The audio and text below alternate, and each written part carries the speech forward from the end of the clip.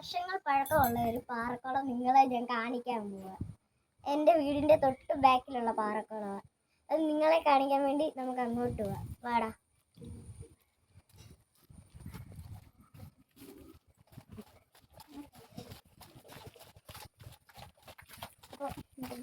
ഇവിടാണ് പാറയുണ്ട്. പാറ കഴിഞ്ഞ് അപ്പുറത്ത് ശരി.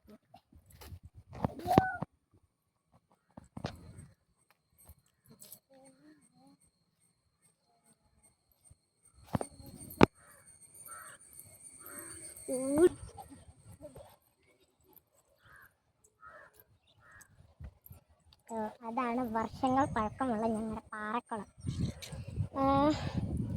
നാളെ ഞാൻ ഷൂട്ട് ചെയ്യുമ്പോൾ അപ്പുറത്ത് ഗ്രൗണ്ട് കാണുന്നിടത്ത് ഞാൻ അവിടെ പോയിട്ട് നിങ്ങൾക്ക് ഇട്ടുതരാം.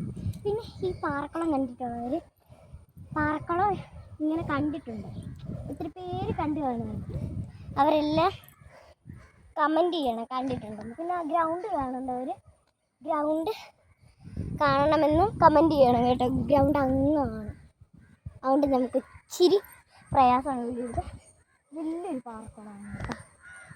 അതിൻ്റെ കൂടി പാറയെല്ലാം കൂടെ ഒരു തരം പാറക്കുളമാണെന്നല്ല പറയുന്നത്, ഡാമാണെന്ന് നമ്മൾ പറയും. ഉറവയൊക്കെ പാറയിൽ നിന്ന് പോകുന്നതിന് നമ്മൾ പറയേണ്ടത് എന്താണ്? പാറക്കുളം എന്നാണ്.